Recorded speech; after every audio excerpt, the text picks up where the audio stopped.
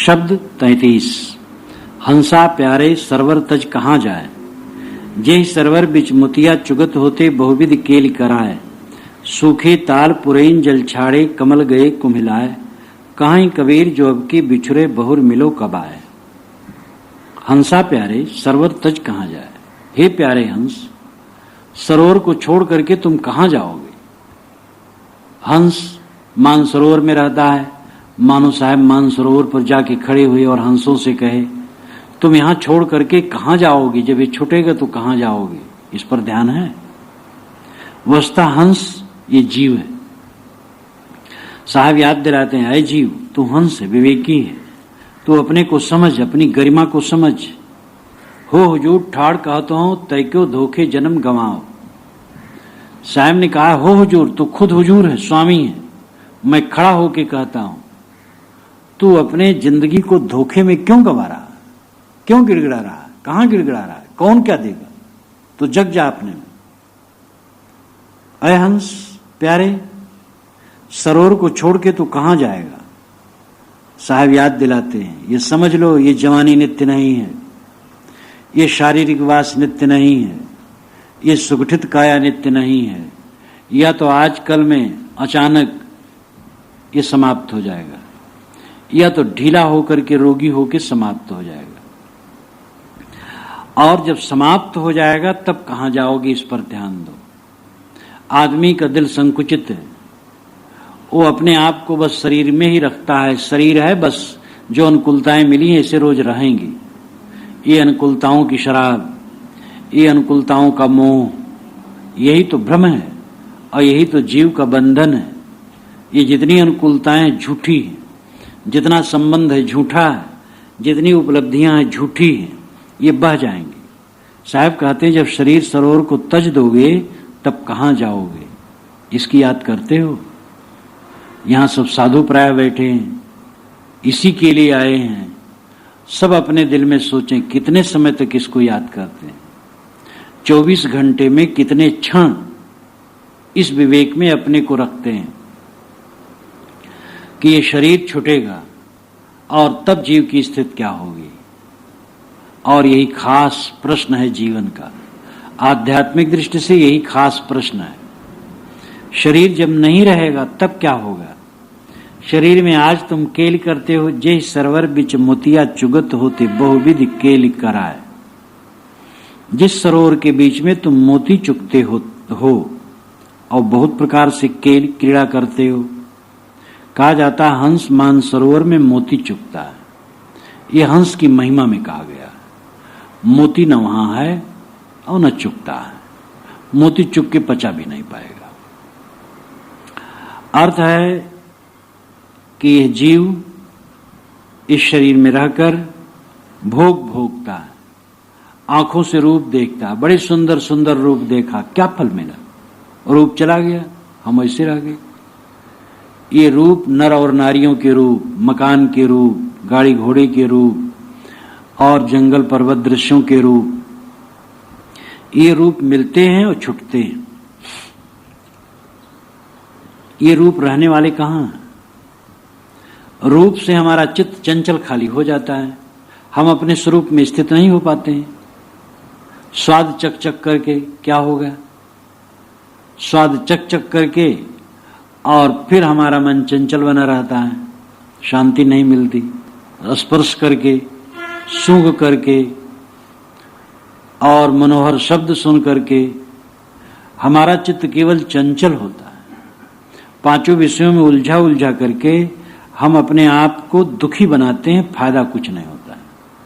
सदगुरु विशाल साहब ने कहा है, जान जनाए देखे सुने सब मित्रन दिलहाल, हान लाभ यही में कहा जो ते हेतु बेहाल। हम अपने मित्रों की बात जानें और अपने दिल की बात उनको जनावें और आपस में बातचीत करें। इसको लेकर के तुम क्यों बेहाल हो। अगर तुम अपने मित्रों के दिल की बात न जानो, अपने दिल की बात न जना पाओ तो क्या नुकसान होगा। प्रकाश रूप स्पर्श रस शब्द गंध बेकाम, हर शोक जाने खटक बिन जाने निज धाम। बिजली के प्रकाश, चांद के प्रकाश, सूरज के प्रकाश और उसमें रूप नर नारियों के रूप और जड़ दृश्यों के रूप और अच्छे अच्छे रस और स्पर्श कोमल कोमल और गंध और शब्द, साहब कहते सब बेकाम निरर्थक है। हर शोक जाने खटक, इनको जान जान करके चित्त में हर्ष और शोक की खटक होती। बिन जाने निजधाम, इनको न जानो तो निजधाम विश्राम आत्म शांत। चाहे जितना तुम अपने चित्त को उलझा लो दुनिया में, अंत में परम विश्राम तभी मिलेगा जब दुनिया से लौटोगे। ये वही भूमा तत्सुखम नाल्पे सुखमस्ति। सनत कुमार ने नारद को समझाते हुए छांदोग्योपनिषद में कहा, अल्प में सुख नहीं है, भूमा में सुख है। जवानी अल्प है, धन अल्प है, प्रतिष्ठा अल्प है, संजोग अल्प है, पद अल्प है, सब अल्प है, उसमें सुख नहीं है। भूमा में सुख है, अनंत में सुख है, वो आत्मा है। यत्र नानद पश्यत नानद श्रृणोत नानद विजानात स भूमा। जब दूसरे को नहीं देखता, दूसरे को नहीं सुनता, दूसरे को नहीं जानता, वो भूमा है। ये समाधि, यही है समाधि अभ्यास। समाधि अभ्यास में सब दृढ़ता से बैठो और ये ध्यान रखो 1 घंटा बैठ सको, और नींद बिल्कुल नहीं आनी चाहिए। नींद आना तो एकदम समाप्त कर देना समाधि को। समाधि, फिर समाधि का कुछ अर्थ न, तंद्रा आ गई तो भी समाधि नहीं, बिल्कुल पूर्ण जागृति होनी चाहिए। और इसका काम करो, चश्म बंदो गोश बंदो लब्बी बंद, गर्न बीनी सर्रेहक बरमन मखन। सूफी संत रूमी साहब ने कहा, आंखें बंद कर लो, कानों को बंद कर लो, होठों को बंद कर लो, फिर भी सत्य के दर्शन न हो तो मेरा मजाक उड़ाना।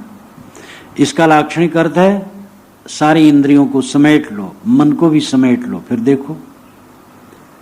आशा छोड़ के हो निराशा, कहीं कबीर तब देख तमाशा। तो परम शांति की अनुभूति अपने अंदर में होगी। जय सरवर बिचे मोतिया चुगत होते बहुविध कील कराए।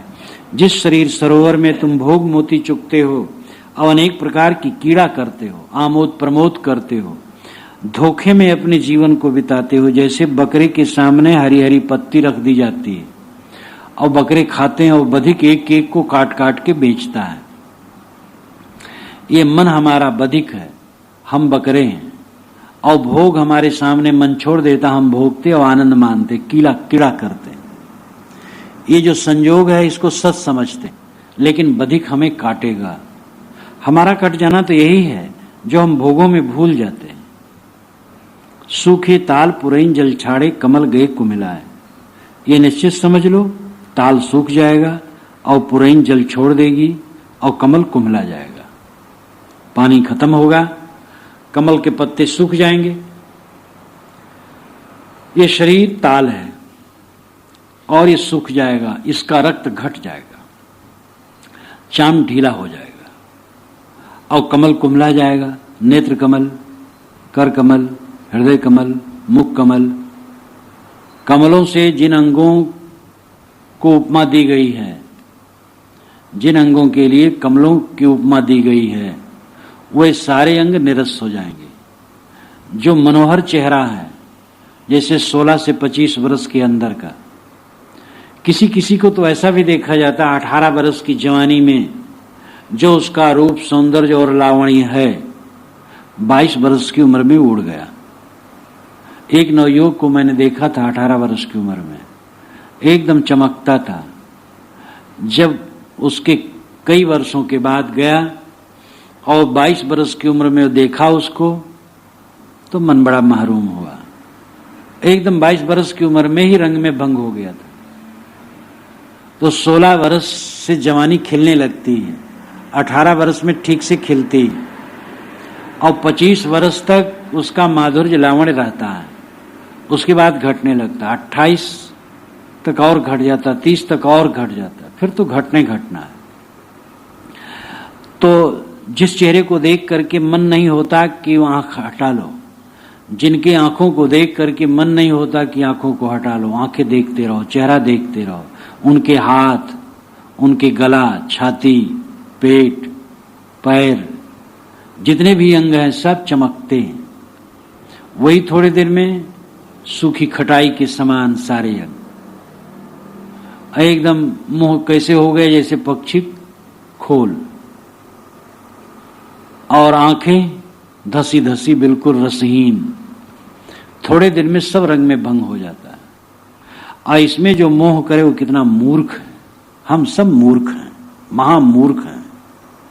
हमारी मूर्खता बिल्कुल मिट जानी चाहिए और अपने आप को कसना चाहिए। हम कब कब मूर्खता करते हैं। साहब कहते हैं सच्चा समझ लो, ये शरीर सूखेगा, चाम ढीला होगा और कर कमल, मुख कमल, नेत्र कमल, सारे कमलों की उपमा दे करके जिसकी तुम प्रशंसा करते हो ये कुम्हला जाएंगे। कहीं कबीर जो अब की बिछड़े बहुर मिलो कब आए। बड़ी करुणा से साहब कहते कि जब अब की बिछड़ जाओगे तब कब आकर के मिलोगे और कब कल्याण करोगे। अगर अब की बार तुम अपना कल्याण पूरा नहीं कर लिए हो तो आगे कब करोगे, कब ये चांस मिलेगा, इस पर सोचो। और किस लिए आज अपना काम कर नहीं कर रहे हो? कौन सा काम और दूसरा बाकी है? दूसरा काम तो धोखा है। अगर काम है तो अपने आप का मोक्ष कर लेना। मोक्ष काल्पनिक नहीं है। जीवन मुक्ति और विदेह मुक्ति दो मुक्ति है। जीवन मुक्ति व्यवहारिक है जो सामने है, और इसी जीवन में पूर्ण तृप्त हो जाना, पूर्ण आनंद में। आनंद में वही होगा जो विषयों की इच्छा छोड़ देगा, जो भोगों की इच्छा छोड़ देगा। देहाभिमान जिसका मिट जाएगा। देह एक पपड़ी है, कहीं टूट के गिर जाए कुछ फर्क नहीं पड़ता है। पतरी भोजन करने के लिए मिलती है। पतरी को हम छाती में बांध के घूमें तो हमारी मूर्खता है। पतरी में भोजन कर लें, लपेट के फेंक दें। ये शरीर एक पतरी है, इसमें आध्यात्मिक भोजन करने के लिए मिला है, फिर लपेट करके फेंक देना है और ये अपने आप लिपट करके फेंक जाएगा। हमें फेंकना नहीं पड़ेगा। हमें चाहिए कि इसमें से अपने आप को हम निकाल लें, देहाभिमान को दूर कर दें। और जब तक देहाभिमान दूर न होगा निर्भयता नहीं आएगी। जब देहाभिमान दूर हो जाएगा साधक निर्भय हो जाएगा। मरना उसको कुछ भी नहीं। समाधि में पहुंचो, चित्त जब बिल्कुल विश्राम पा जाता है, क्या भय रहता है? शरीर का क्या भय? शरीर छूट जाए। मेरा हो शरीर तब तो मुझे कोई परेशानी हो, शरीर मेरा नहीं है।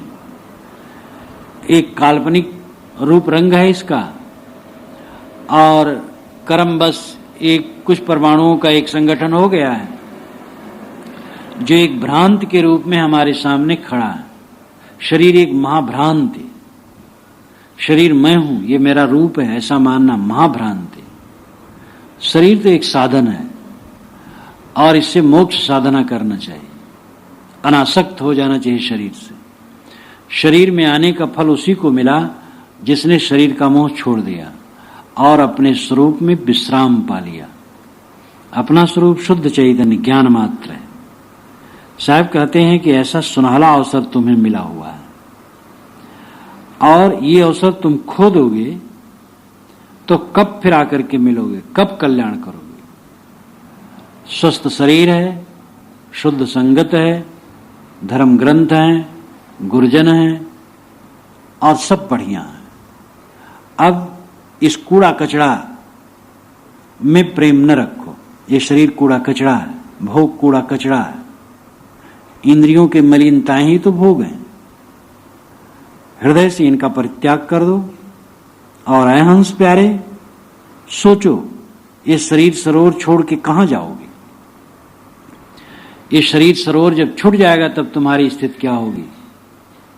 जिसने शरीर सरोवर का मोह आज ही छोड़ दिया वो अपने स्वरूप में स्थित हो गया, न कहीं जाना है न आना है। लेकिन जो शरीर में विश्राम मानता है उसको तो जाना है और भटकना है और दुख भोगना है। इसलिए शरीर का अहंकार छोड़कर अपने स्वरूप में विश्राम जिसने पाया उसी का जीवन धन्य है। इसलिए साहब कहते हैं, ऐ हंस प्यारे हंस, तुम जागो और अपने स्वरूप को समझो, देहादि अहंकार छोड़ो, अपने स्वरूप में विश्राम पाओ।